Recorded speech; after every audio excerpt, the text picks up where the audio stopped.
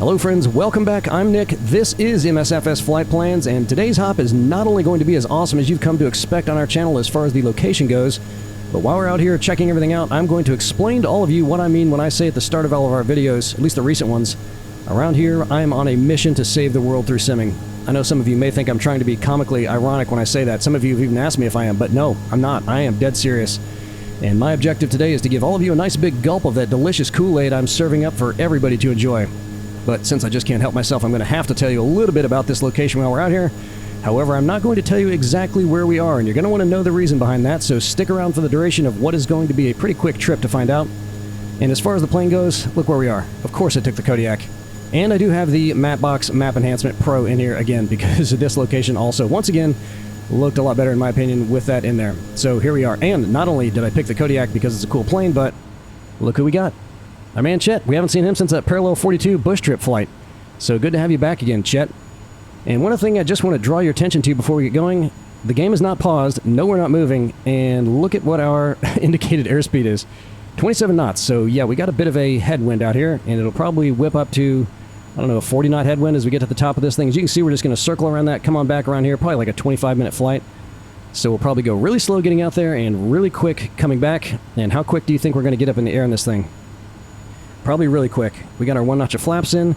That's good to go. We're going to put autopilot on and get up to a cruising altitude of 9,000 feet for all of about 10 seconds and then start coming back down. Okay, parking brake off. Let's do this. So if we're going 20 knots and our rotate is at 60, that means that we'll be going at about 40 knots of ground speed, and we're up.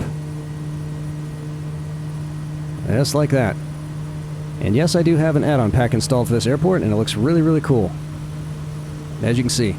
Alright, flaps up, landing lights off, and let's just go ahead and get the autopilot on, because this is going to be a rough ride if I'm trying to fight this thing the whole time. And we'll climb at 1,500 feet a minute as long as it'll continue to do it. We'll see how it goes. So to state the glaringly obvious, we are in a cold place on a little island with a really big volcano. And the total surface area out here is roughly 144 square miles, which may surprise you because it doesn't look that big, at least not to me. But to frame it in terms most Americans can probably relate to, it has 34 times the land area of Key West. And all that real estate is thoroughly enjoyed by the 18 or so winter residents, mostly scientists and military personnel, a figure which balloons up to twice as many during the balmy summer months when the temps reach a lip-shattering 40 degrees Fahrenheit on average. Alright, everything's looking good here. Can you imagine with that 40 degrees, the warmest it gets is 40 degrees, with 30 knot winds blowing around? Oof. Considering that massive thing up in front of us, I probably don't have to tell you how this island got here, but I will reveal that it is only about 500,000 years old, but the volcanic shelf that it sits on has been around for about 40 million years. And the volcano itself up there in front of us rises to roughly 7,500 feet, so once we get to 9,000, we'll be just a little bit above it. We'll be able to see down in the crater, which will be awesome. And it was summited for the first time in 1921. Look at those waves. That's what I love about this wind. We'll see some again coming back in. As far as how irritable it is, I'd advise not building a cabin up there. It has erupted twice in the last 50 years, but they weren't right out of the top of it. They were on that flank on the other side of it. In fact, we may see some little craters over there. And despite the harsh climate and extremely remote location, this island has had what I consider to be an astonishing amount of human activity over the last 400 or so years. But I can't tell you much about that or anything else, or it's going to give away too many clues about the location. Look at those cliffs down there. They look great. All around the island they do. And if you're about to fall off the edge of your seat, just stick around to find out what the heck I'm hiding by not telling you why we're out here.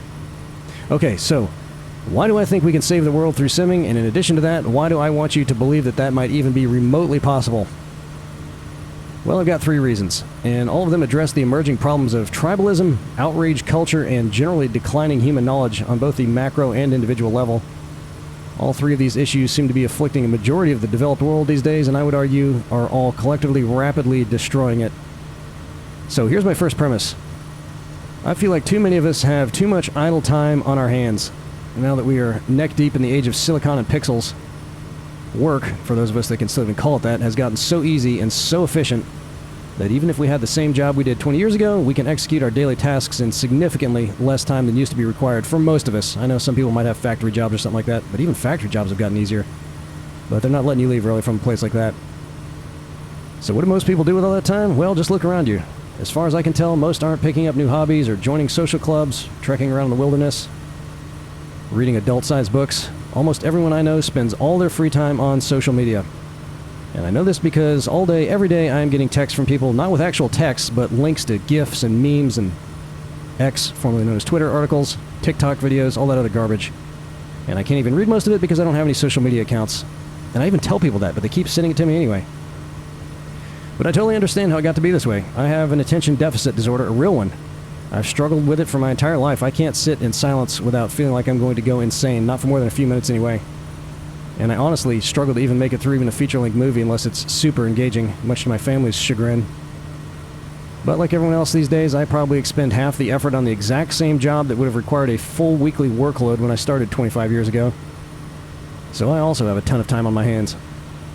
But since I was never into social media, and since I was raised in the 1980s, I used to fill all that space with video games, which isn't necessarily terrible unless you become addicted, which I did. But if I wasn't doing that, I'd probably be sitting around watching TV, which is just as bad unless you watch nothing but documentaries, which I also did, and do. But I could sense that so much time spent engrossed in video games was actually making me dumber, or maybe a softer way of saying it is I was mentally wasting away. I wasn't gaining any better understanding of myself, the world, or other people, other than discovering that a lot of gamers are a-holes. I could spend half a day playing Xbox and walk away having gained absolutely nothing meaningful from it, and I did that day after day after day. And then I rediscovered simming. Yeah, I know, some people might still consider it a video game, and maybe in some aspects it is, depending on how we define game, but unlike sinking 8 hours into grinding for caps in Fallout 4 and becoming more of an idiot with each session, every time I get in the sim and do what we do around here, I can literally feel myself getting smarter. It's palpable. And not just about aviation, that's the tiniest slice of the pie. It's the crumbs left in the bottom of the cake pan. Look at this down here. Look how detailed. Wait till we get to the other side. You're going to see some nice crevasses and stuff in the snow. It is unbelievably detailed. And I set the time for later in the day just because I thought it looked really cool. But it'll kind of help highlight some of the shadows once we come around the other side. But I know so much more now about physics, history, geography, geology, meteorology, even theology, archaeology, of course. Any ology you can think of. And all of them I've gotten smarter by several orders of magnitude. And you guys who've been around for a while know what I'm talking about because you have too, and you know it. And the craziest and most unexpected thing about all that is it has also made me a much better human being. I have found that since getting back into this, I'm kinder, more tolerant, patient, congenial, and definitely more inquisitive and curious about others, especially when I find out where they're from, and more sensitive to the perspective of folks that, prior to starting all this, I would have put into a box overflowing with negative preconceptions and stereotypes. But we've all got spare time on our hands, so why not spend it on something more fun, engaging, and educational than just about anything else that I can think of? Look how defined the top of this thing is going to be when we come around it. A lot of times, anytime you get a nice sharp ridge in the sim, it just looks kind of rounded off. Once we get around here, you'll see this one looks pretty good. Really good, as a matter of fact.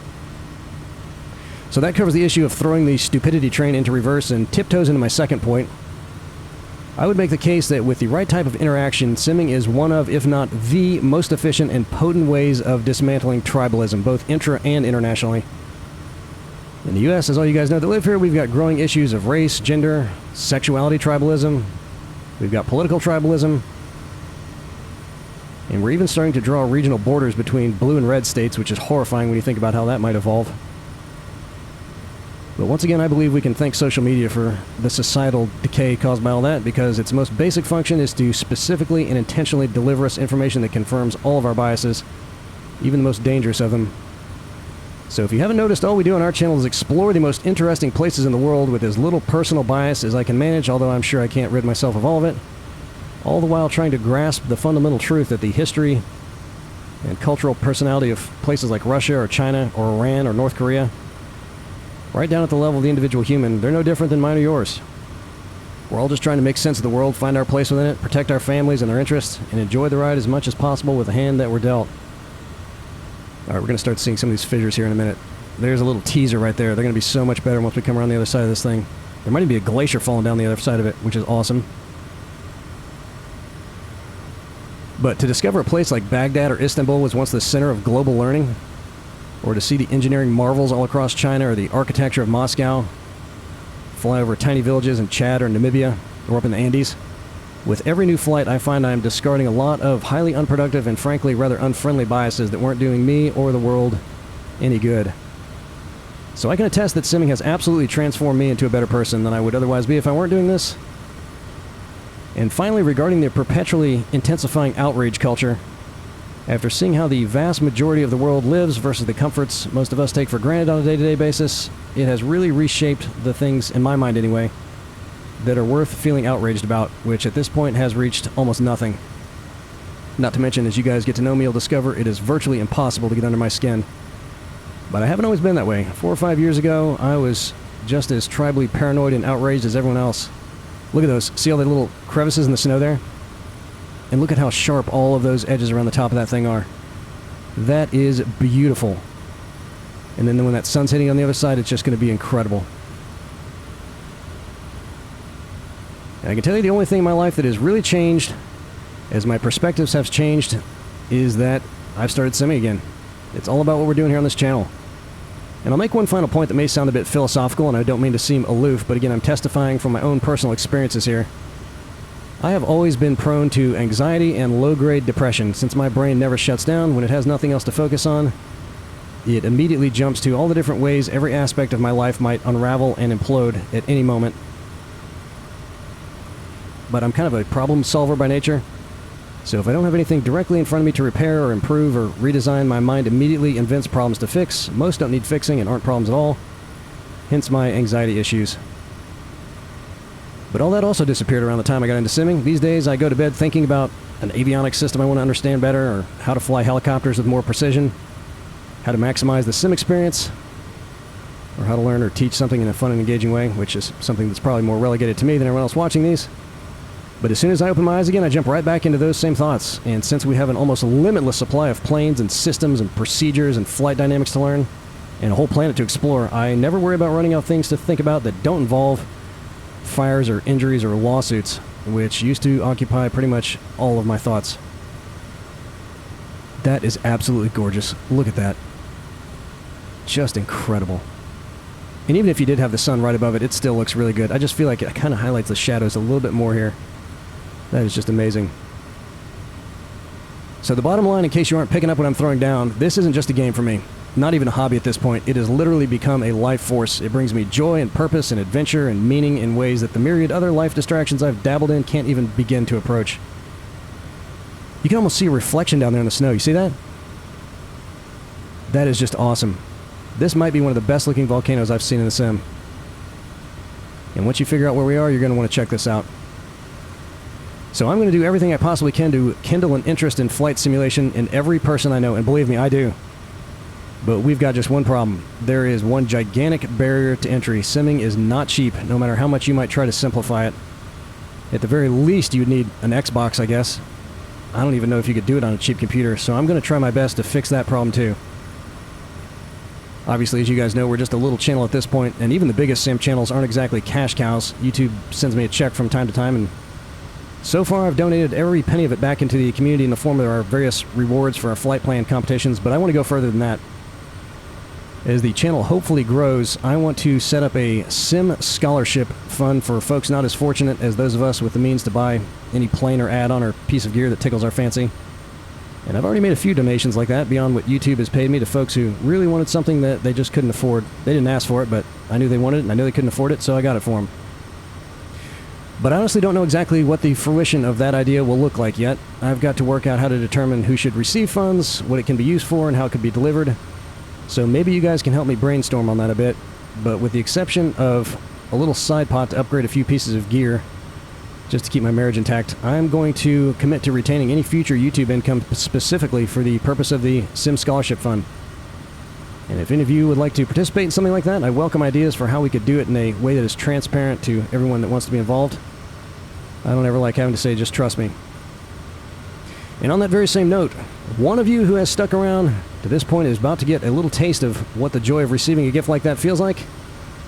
The first person to let me know the name of this island in the free chat section of our Discord server will win a $10 gift card to the sim vendor of your choice.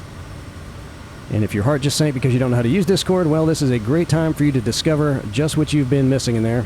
The link for that will be in the video description. Just click on it, install the app, and click on free chat in the left-hand column, and then you just type your answer right down there in the bottom. If you can get past scrolling through all the incredible conversations we've had in there. Toby, sorry brother, you already know where we are, so you'll have to sit this one out. If you can stay off the naughty list, maybe I'll send you a Sonic cap for Christmas. Toby's in Norway, so he would really appreciate a Sonic cap. Heck, he's probably got a whole collection of them. So once someone gets it, which I'm guessing will probably take just a few days, I know some of you guys have already paused the video and are going in there trying to load up the Discord, and those that are already in Discord have an advantage. Then I'll go ahead and tell you where we are here, and I will upload this exact flight plan if you want to take it where we are so you can find it really quick. I'll also include the link to the add-on, but if I did that ahead of time, that would also give away where we are. So we'll just give it a few days until someone can guess it, which will probably take more like a few minutes once I post this. But this is a really, really, really cool spot. Toby, the guy that had suggested this, I'd already flown out here a couple times, but you can see we covered everything that's worth talking about in the first couple of minutes. So I had to think of something else to talk about, but I really wanted to show it to you guys.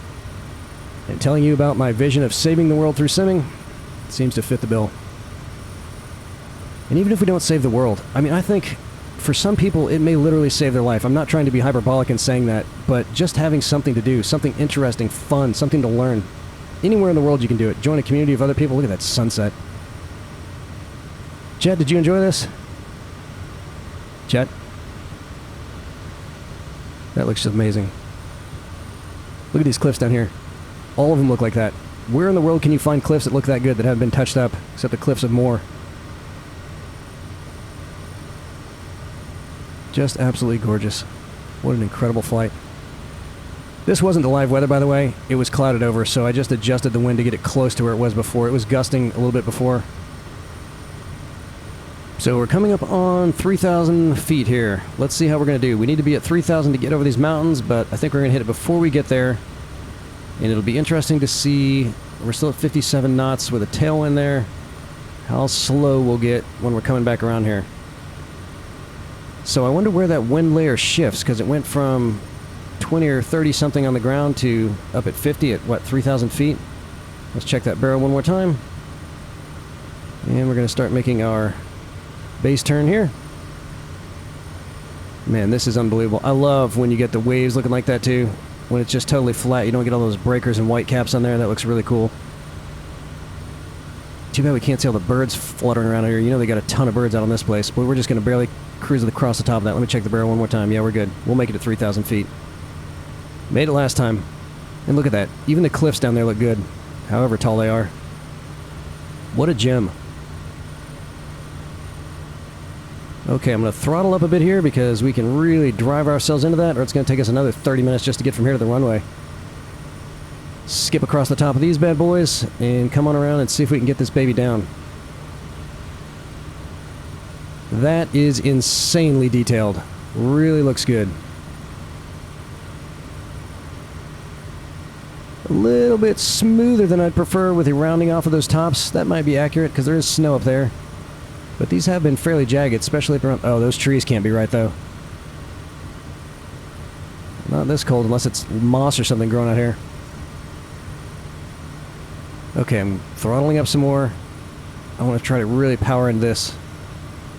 And as soon as we come over here, I'm going to drop our altitude down to 1,500. And see how quick we can get there. Not that we really need to be in a rush. Well, we got one more little peak I think we got to clear here. Yep, that little guy right down there. Right down there to our left. And let's have her not continue to talk to us the whole time. Is that a boat down there? It looks like a boat. That is just so cool. Alright, down we go. And we'll slow our roll a little bit.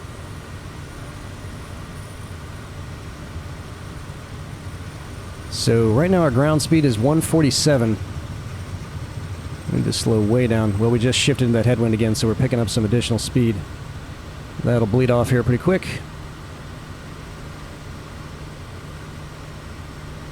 This will be fun. 800 feet to go to 1500. And I'm just going to go ahead and in the default scenery, these buildings are here. We didn't get all that stuff done by the runway, though. In fact, you really can't even see the runway with the default scenery. So that helped a lot. Alright, I'm going to autopilot off because we got to get down some more. And I'm going to keep the flaps in. I'm only going to give it 2 notches of flaps because we certainly don't need to go full flaps with a headwind like this. I could probably do it with 1 notch of flaps or maybe even none, but I don't know what the stall speeds would be there, so I'm going to just do 2 notches of flaps. Oh boy. Oh boy. Oh yeah. Yeah, that's what I want right there. Man, why is it turbulent here, but we got no turbulence up higher? And we went around a huge mountain, for crying out loud. Okay, I think we might need to do a little bit of crabbing, so let's just see how we do here. Let's come down to flap speed. Full prop. Landing lights back on, just so they'll know we're coming.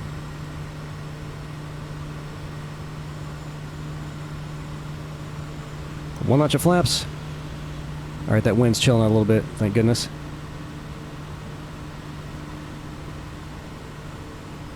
And second notch of flaps.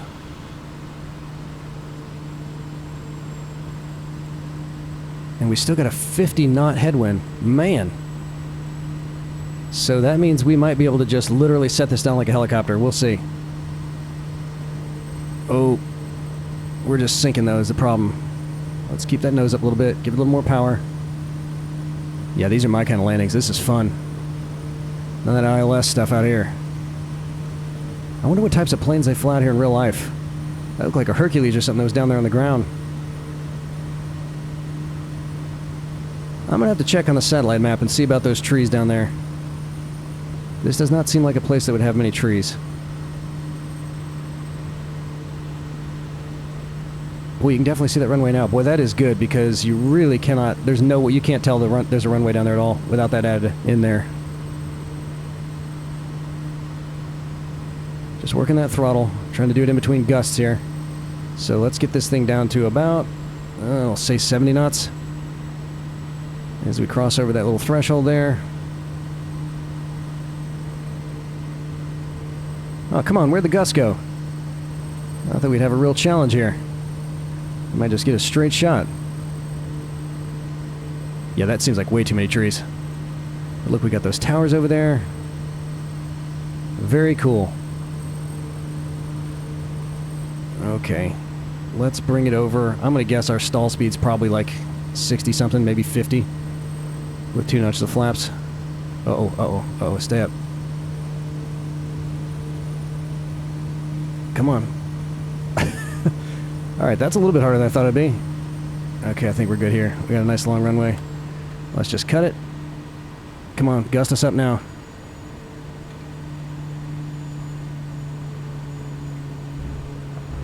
Alright.